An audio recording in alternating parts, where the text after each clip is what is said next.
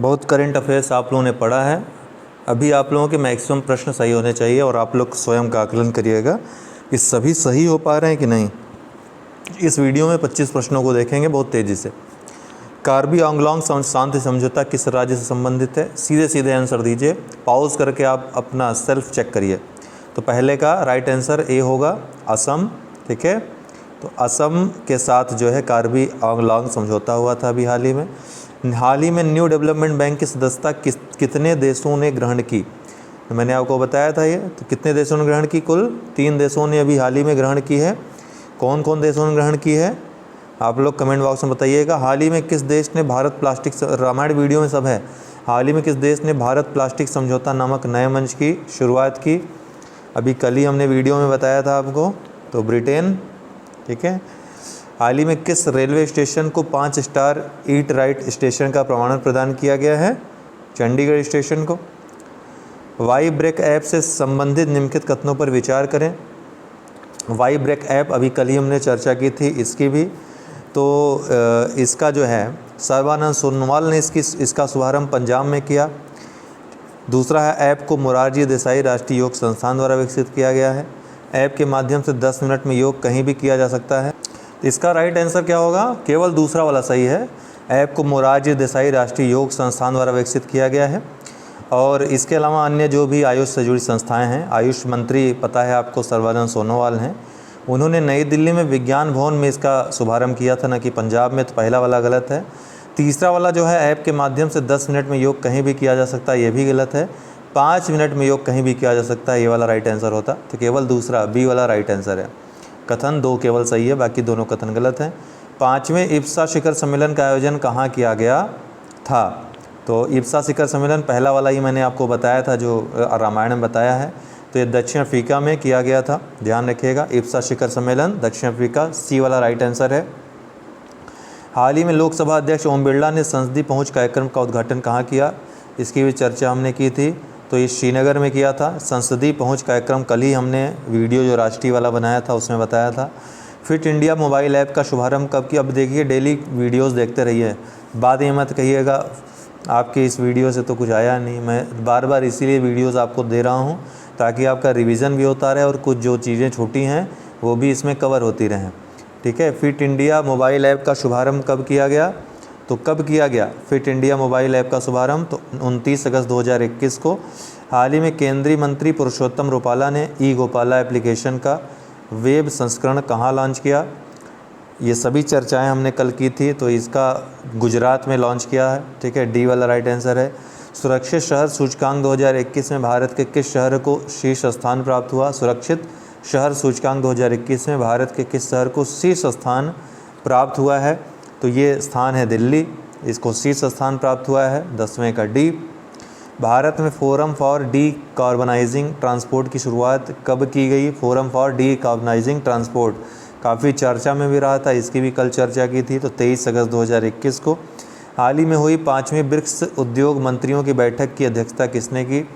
तो किसने की? पीयूष गोयल ने की थी। ठीक है, आपको पता है पीयूष गोयल ने आपको ये मालूम है कि इस बार जो ब्रिक्स सम्मेलन की अध्यक्षता किया भारत ने किया है। ठीक है, ये भी याद रखना चाहिए। आरोग्य धारा 2.0 संबंधी निम्नलिखित कथनों पर विचार कीजिए। तो आरोग्य धारा 2.0 क्या है?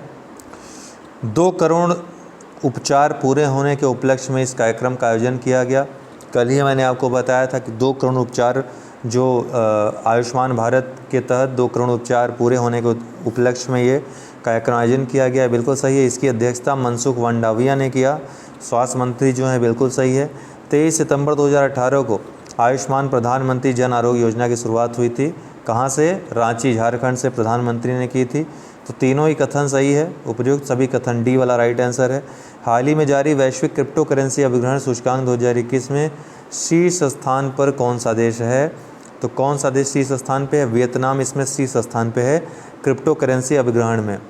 हाल ही में किस राज्य सरकार ने पुरातात्विक महत्व वाले स्मारकों के रख रखाव के लिए एडॉप्ट हेरिटेज नीति के तहत अपनी धरोहर, अपनी पहचान को लागू करने का निर्णय लिया? ये भी कल चर्चा किया था हमने। तो उत्तर प्रदेश सरकार ने लिया है, अपनी धरोहर अपनी पहचान को लागू किया है एडॉप्ट हेरिटेज के तहत। 15 अगस्त 2021 को प्रधानमंत्री नरेंद्र मोदी ने कब तक विभिन्न योजना के तहत गरीबों को फोर्टिफाइड चावल उपलब्ध कराने की घोषणा की? तो फोर्टिफाइड चावल उपलब्ध कराने की घोषणा 2024 तक की है। सी वाला राइट आंसर है। हाल ही में किस देश में भूकंप से 2207 से अधिक लोगों की मृत्यु हो गई थी? तो कहाँ पर भूकंप आया था? ये आया था हैती में भूकंप आया था, जिसमें 2000 से ज़्यादा लोगों की मृत्यु हो गई है। 10 अगस्त 2021 को प्रधानमंत्री उज्ज्वला योजना 2.0 का शुभारंभ कहाँ से किया गया? तो ये उत्तर प्रदेश से किया गया, महोबा ज़िले से। 18 का ए वाला राइट आंसर होगा। ठीक है। हाल ही में किस राज्य सरकार ने उज्ज्वला आवाहन परियोजना का शुभारंभ किया? तो ये असम सरकार ने, असम के राज्य में उज्ज्वला आवाहन परियोजना का शुभारंभ किया गया है। कल ही बताया था हमने। समग्र शिक्षा उसी वीडियो के सारी हैं, देख लीजिए आप चाहे तो वीडियो। समग्र शिक्षा योजना संबंधित निम्नलिखित कथनों पर विचार कीजिए। समग्र शिक्षा योजना, इसमें जो आंकड़े दिए गए थे, जो कल हमारे द्वारा बताए गए थे, उन्हीं के बारे में पूछ रहा है। पढ़ा होगा तो आप लोगों का सही हो जाएगा। तो इसमें योजना का 1 अप्रैल 2021 से 31 मार्च 2026 तक चलेगी, बिल्कुल सही है। योजना पर कुल वित्तीय परिव्यय 2,94,233 नहीं है, 283.04 करोड़ है। निश्चित रूप से ये गलत है।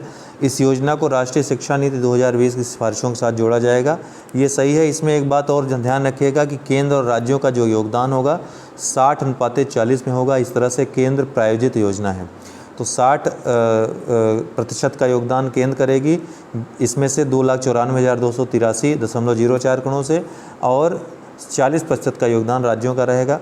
तो दूसरा वाला गलत है, पहला दूसरा सही, पहला और तीसरा सही है। तो राइट आंसर होगा पहला और तीसरा, पहला और तीसरा, डी वाला राइट आंसर। नहीं, इसमें असत्य कथन, देखिए यही गलतियाँ होती हैं। असत्य पूछ रहा है तो केवल दूसरा गलत हो जाएगा, सी वाला राइट आंसर हो जाएगा। ठीक है, केवल दूसरा गलत है। हाल ही में भारत ने किस देश के साथ AK-103 असॉल्ट राइफल खरीद हेतु समझौता किया? मैंने आपको बताया है, AK नाम से जो राइफल होगी रूस से खरीदेगा। तो डी वाला राइट आंसर है। ठीक है, कौन सा? डी वाला राइट आंसर है, 22वां का डी। ठीक है।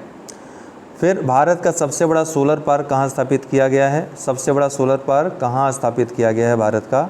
दरअसल ये स्थापित किया नहीं है, स्थापित किया जा रहा है लिखा जाना चाहिए था। फिलहाल इसका राइट आंसर होगा गुजरात के कच्छ में ये स्थापित किया जा रहा है।